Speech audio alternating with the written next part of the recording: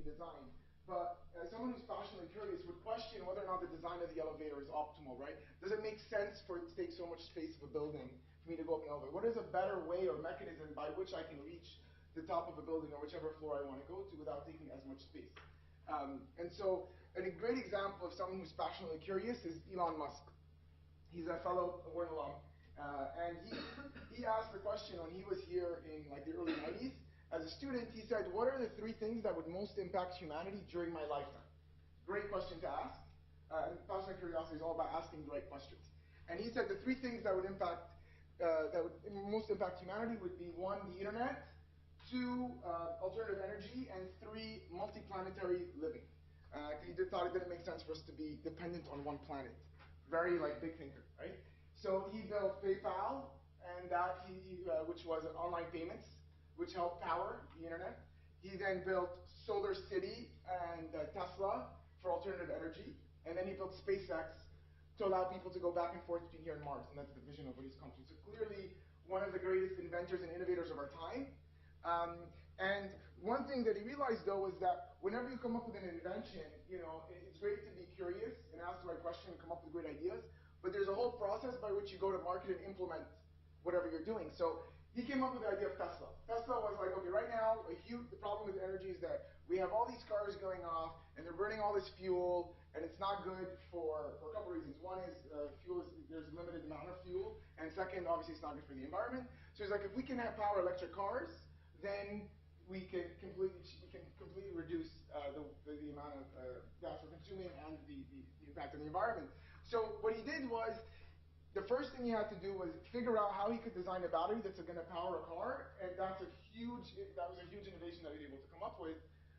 But he didn't just be like, oh, I'm going to build this product and it's going to be, like, you need to bring it to the world, right? And the car has to be adopted around the world. And it's very hard to do that on your first product.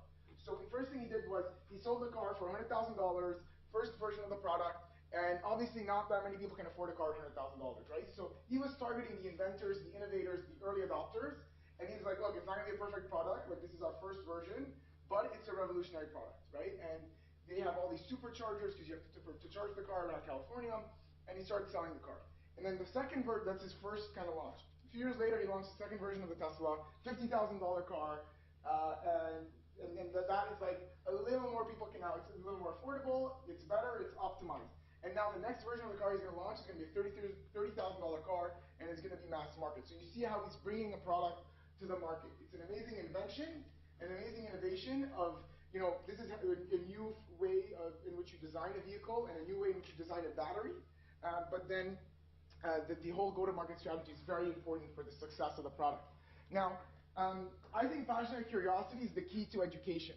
Because at the end of the day, if education is all about providing people with content that you can access, the problem is that, first of all, the existing knowledge is going to innovate, you're going to have to first have a very strong understanding of the existing knowledge, right? So Elon needed to know how batteries currently work to be able to improve the battery. He needed to know how rockets currently work for him to innovate and build a better rocket.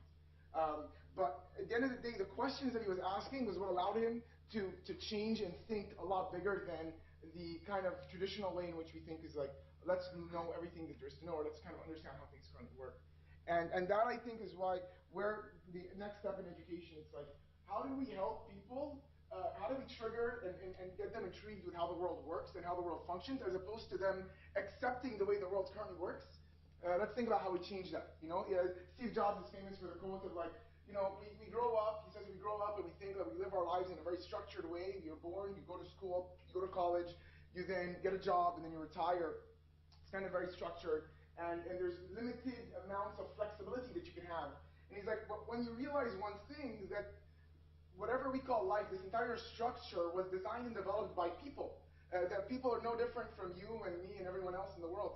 And when you realize that, then you can realize, wait, I can change things. I can make things differently. And that's kind of, and then you start to ask questions about, wait a second, does it make sense for things to work in this way? Does it make sense that when I go to a hospital, the way in which I'm treated and the way in which I'm served, is that the best way that the hospital, which is the key value out of the hospital is to provide patient care, is there a better way for them to provide that service? And you start to ask smart questions about it. So I really think asking questions is very important.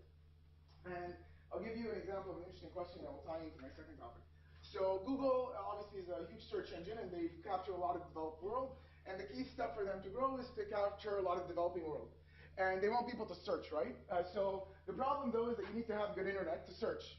And it's very hard for people in rural areas in India and Africa to access the internet at reasonable speeds so they can search on Google. And so Google's like, okay, how do we come up with a smart way in which we can provide internet access to people in remote areas?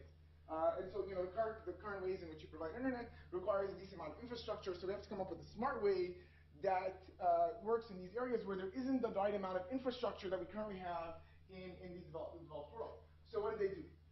They came up with this idea of a balloon that you can because then it's easy you get these helicopters, they just drop these balloons. These balloons will then provide Wi-Fi to these people in remote areas, and now they can access the internet and they can search on Google.